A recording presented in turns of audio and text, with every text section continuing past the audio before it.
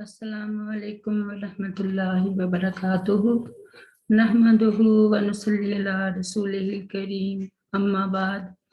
اعوذ باللہ من الشیطان الرجیم بسم اللہ الرحمن الرحیم رب اشرح لی صدری ویسر لی امری واحلل عقدۃ من لسانی یفقہوا قولی رب زدنی علما رب زدنی علما رب زدنا علما اللہم فقہنا فی الدین رب یسر ولا تعسر وتمم بالخیر رب ارحمہما کما ربیانی صغیرا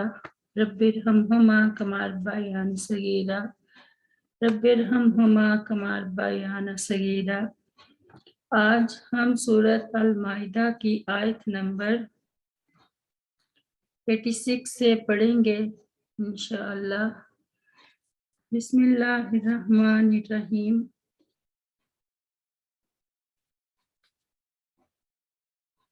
والذین، اور وہ لوگ جنہوں نے کفارو کفر کیا، وکذبوا اور جھٹلایا، بآیاتنا ہماری آیتوں کو، اولئک یہ لوگ اصحاب الجحیم دوزخ والے ہیں۔ الجحیم جہنم کی آگ کی شدت بیان کرتے ہوئے سیدنا ابو ہریرہ رضی اللہ عنہ بیان کرتے ہیں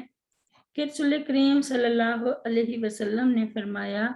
تمہاری یہ دنیا کی آگ جسے ابن آدم جلاتا ہے، یہ جہنم کی آگ کا 70واں حصہ ہے۔ صحابہ کرام نے عرض کی، اللہ کی قسم یا رسول اللہ صلی اللہ علیہ وسلم، انسانوں کو جلانے کے لیے تو دنیا کی یہی آگ کافی تھی۔ تو نبی کریم صلی اللہ علیہ وسلم نے فرمایا، لیکن وہ تو دنیا کی آگ سے 69 درجے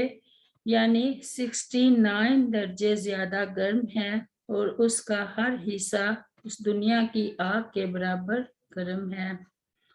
آیت نمبر 37۔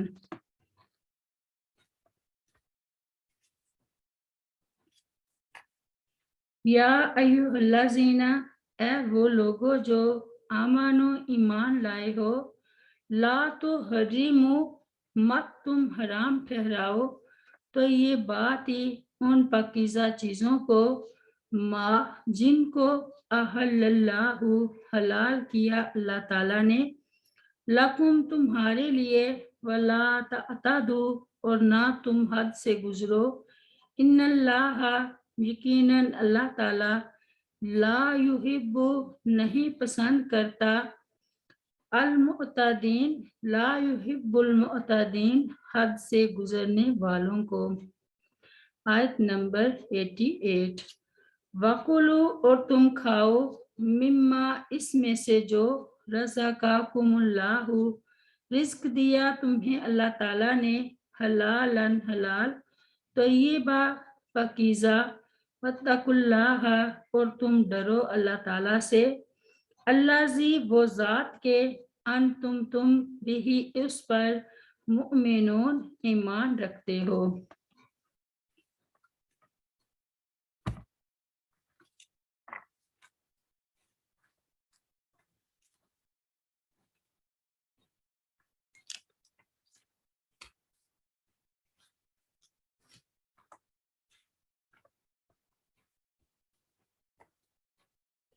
نصارہ کے راہبوں کی تعریف کے بعد پاکیزہ چیزوں کو حرام ٹھہرانے سے منع کرنا اس لیے بھی مناسب تھا کہ انہوں نے ان باتوں کو نیکی میں داخل کر رکھا تھا، لہٰذا مومنین کو ان سے منع فرما دیا۔ دوسری جگہ اللہ تعالیٰ نے ارشاد فرمایا، وَلَا تَقُولُوا لِمَا تَصِفُ أَلْسِنَتُكُمُ الْكَذِبَ هَذَا حَلَالٌ وَهَذَا حَرَامٌ لِتَفْتَرُوا عَلَى اللَّهِ الْكَذِبَ إِنَّ الَّذِينَ يَفْتَرُونَ عَلَى اللَّهِ الْكَذِبَ لَا يُفْلِحُونَ سورۃ النحل میں، اور اس کی وجہ سے جو تمہاری زبانیں جھوٹ کہتی ہیں،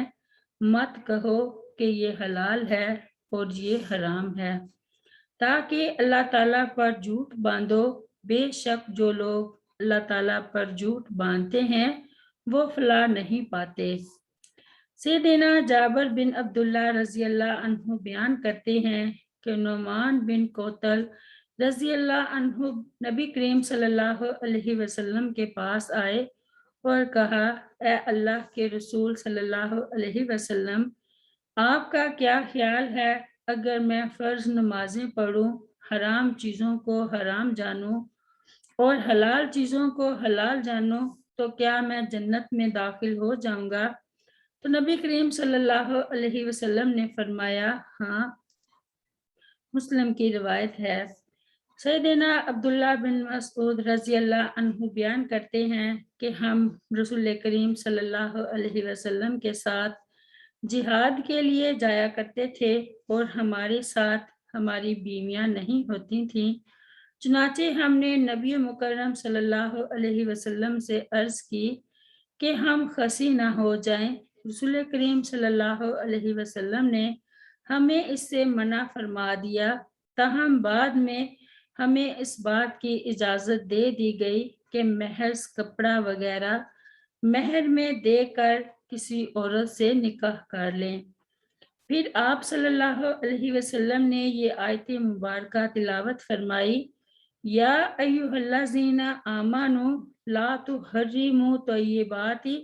ما احل اللہ لکم ولا تعتدوا ان اللہ لا یحب المعتدین۔ سورۃ المائدہ میں، اے لوگو جو ایمان لائے ہو، وہ پاکیزہ چیزیں حرام مت ٹھہراؤ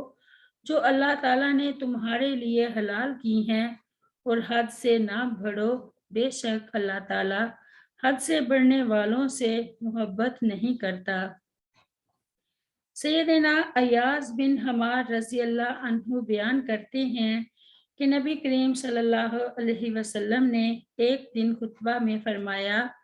آگاہ رہو کہ میرے رب نے مجھے حکم دیا ہے کہ میں تمہیں وہ باتیں سکھلاؤں جو تمہیں معلوم نہیں ہیں، ان باتوں میں سے جو اللہ تعالیٰ نے مجھے آج کے دن بتائی ہیں، وہ یہ کہ جو مال میں اپنے بندوں کو دوں وہ اس کے لیے حلال ہے، یعنی جو چیز شرع میں حرام نہیں وہ حلال ہے، چاہے لوگوں نے اسے حرام کر رکھا ہو، جیسے سائبہ، وسیلہ اور بحیرہ وغیرہ۔ اور میں نے اپنے سب بندوں کو مسلمان پیدا کیا ہے، پھر ان کے پاس شیطان آئے اور ان کو ان کے دین سے ہٹا دیا یا ان کے دین سے روک دیا، اور جو چیزیں میں نے ان کے لیے حلال کی تھی وہ حرام کی، اور ان کو میرے ساتھ شرک کرنے کا حکم دیا جس کی میں نے کوئی دلیل نہیں اتاری۔ مسلم کی روایت ہے۔ سیدنا انس رضی اللہ عنہ بیان کرتے ہیں کہ رسول کریم صلی اللہ علیہ وسلم کے صحابہ میں سے کچھ لوگوں نے ازواج مطہرات سے نبی صلی اللہ علیہ وسلم کی سری یعنی رات کی عبادت کے متعلق سوال کیا۔ پتہ چلنے پر بعض نے کہا کہ میں عورتوں سے شادی نہیں کروں گا، اور بعض نے کہا کہ میں گوشت نہیں کھاؤں گا۔ حدیث میں آتا ہے کہ ایک صحابی نبی صلی اللہ علیہ وسلم کی خدمت میں حاضر ہوئے اور آ کر کہا کہ یا رسول اللہ صلی اللہ علیہ وسلم، جب میں گوشت کھاتا ہوں تو نفسانی شہوت کا غلبہ ہو جاتا ہے، اس لیے میں نے اپنے اوپر گوشت حرام کر لیا ہے، جس پر یہ آیت نازل ہوئی۔ اسی طرح سبب نزول کے علاوہ دیگر روایات سے ثابت ہے کہ بعض صحابہ رضی اللہ عنہم صحبت و عبادت کی غرض سے بعض حلال چیزوں سے مثلاً عورت سے نکاح کرنے، رات کے وقت سونے، دن کے وقت کھانے پینے سے اجتناب کرنا چاہتے تھے۔ نبی کریم صلی اللہ علیہ وسلم کے علم میں یہ بات آئی تو نبی صلی اللہ علیہ وسلم نے انہیں منع فرمایا۔ سیدنا عثمان بن مظعون رضی اللہ عنہ نے بھی اپنی بیوی سے کنارہ کشی اختیار کی ہوئی تھی، ان کی بیوی کی شکایت پر نبی صلی اللہ علیہ وسلم نے انہیں بھی اس سے روکا۔ کتب حدیث بہرحال اس آیت اور احادیث سے معلوم ہوا کہ اللہ تعالیٰ کی حلال کردہ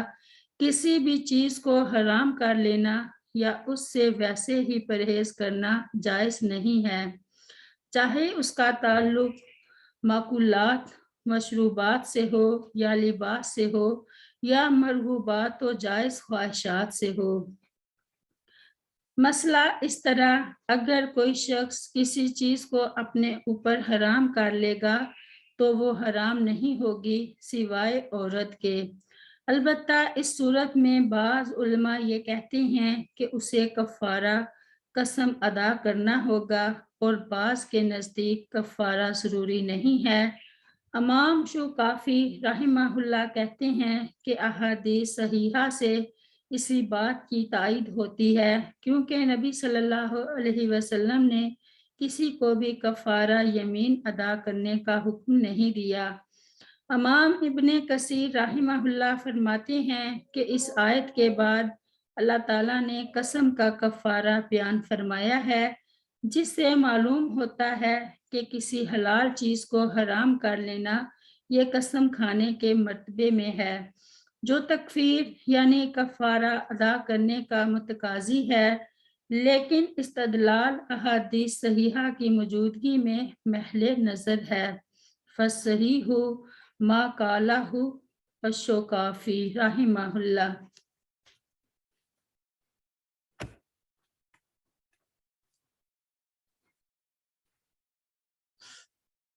سیدنا ابو دردہ رضی اللہ عنہ بیان کرتے ہیں کہ رسول کریم صلی اللہ علیہ وسلم نے فرمایا، جو چیز اللہ تعالیٰ نے کتاب میں حلال کر دی وہ حلال ہے، اور جو چیز اللہ تعالیٰ نے حرام کر دی وہ حرام ہے،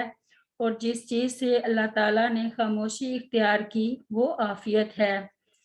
لہٰذا تم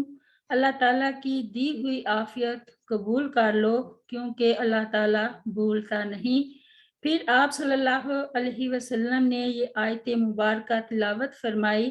وَمَا كَانَ رَبُّكَ نَسِيًّا، یعنی اور تیرا رب کبھی بھولنے والا نہیں۔ سورۃ مریم کی آیت ہے۔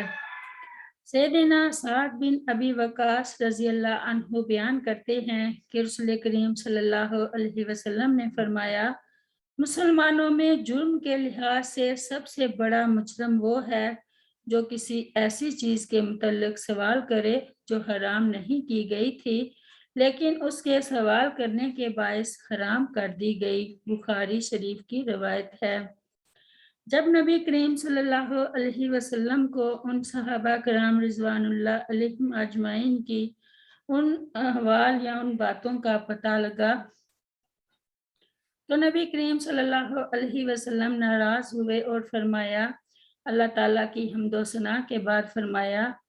ان لوگوں کا کیا حال ہے جو یہ باتیں کرتے ہیں، حالانکہ میں رات کو قیام بھی کرتا ہوں اور سوتا بھی ہوں، روزہ بھی رکھتا ہوں اور چھوڑ بھی دیتا ہوں اور عورتوں سے شادی بھی کرتا ہوں، لہٰذا جو شخص میری سنت سے اعراض کرے تو وہ مجھ سے نہیں ہے۔ مسلم کی روایت ہے۔ سیدنا عبادہ بن صامت رضی اللہ عنہ بیان کرتے ہیں کہ رسول کریم صلی اللہ علیہ وسلم نے فرمایا، میری امت کا ایک گروہ شراب پیے گا اور وہ اس کا نام تبدیل کر دیں گے۔ مسند احمد کی روایت ہے۔ سیدنا ابو مالک اشری رضی اللہ عنہ بیان کرتے ہیں کہ رسول اللہ صلی اللہ علیہ وسلم نے فرمایا، میری امت کے لوگ شراب پئیں گے مگر اس کا نام تبدیل کر دیں گے، ان کے پاس بینڈ باجے بجائے جائیں گے اور کنجریاں کھیلیں گی، اللہ تعالیٰ ان لوگوں کو زمین میں دنسا دے گا اور ان میں سے کچھ کی شکلوں کو بندر اور خنزیر کی بنا دے گا۔ سبحان ربک رب العزت عما یصفون وسلام علی المرسلین والحمد للہ رب العالمین۔ رب اغفر لي ولوالدي ولمن دخل بيتي مؤمنا وللمؤمنين والمؤمنات. السلام علیکم ورحمۃ اللہ وبرکاتہ.